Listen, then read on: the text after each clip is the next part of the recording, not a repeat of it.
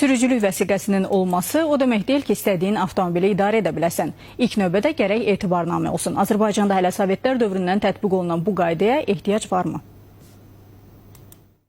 Tutaq ki, 2-3 yoldaş oturub, yaxud ata-oğul oturub, birdən o onun avtomobilini götürüb harasa getmək istəyir, vacib buna lazımdır. Deyir ki, avtomobili ver, mən gedirəm, tutaq ki, bir yarım saatlıq, 1 saatlıq hansı iş dalınca.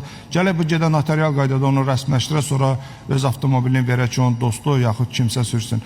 Yəni, əgər şəxs müraciət eləmirsə ki, mənim avtomobilim oğurlanıb, o halda yəni, qoy versin qohumuna, dostuna, yəni bunun notarial qaydada belə bir təsdiq olunması, belə etibarnamənin verilməsinin əhəmiyyəti nədir?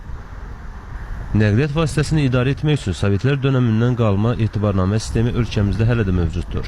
Əgər yaxın qohum və ya tanışı hər hansı bir şəxsin avtomobilini etibarnamə olmadan idarə edirsə, yol polisi bunu müəyyən etdikdə avtomobil cərimə meydançasına aparılır və nəqliyyat vasitəsi idarə edən şəxs 40 manat cərimə olunur.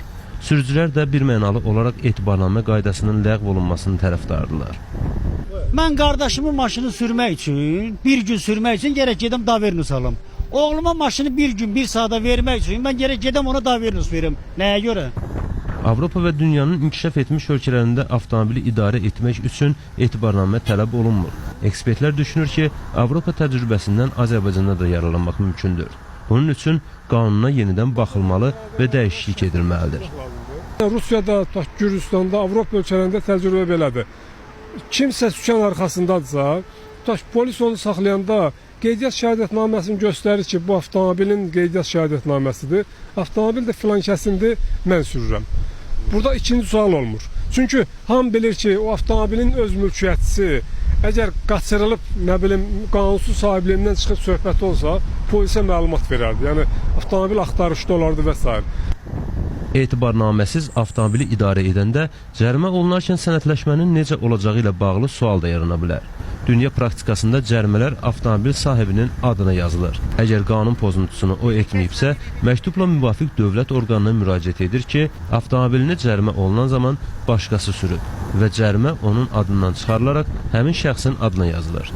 Yəqin ki, yaxın gələcəkdə Azərbaycanda da avtomobil idarə etməyə görə etibarnamə sistemi ləğv olunar. Pərviz Məsmədiyev, Ceyhun Hüseynli, İTV Xəbər.